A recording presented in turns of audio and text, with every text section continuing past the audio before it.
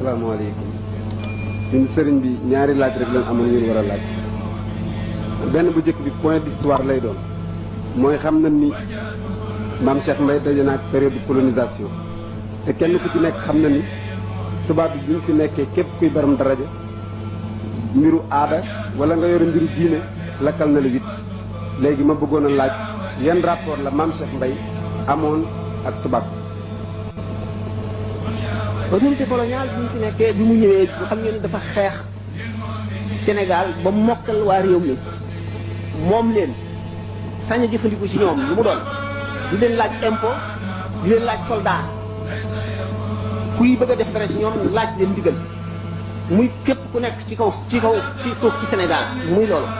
ñu toll ci ay période yu wuute yoo xam ne histoire dafa évoluer ba ñuy soog a ñëw am na yu bari yuñ toléré wul woon ñu dem ba di ko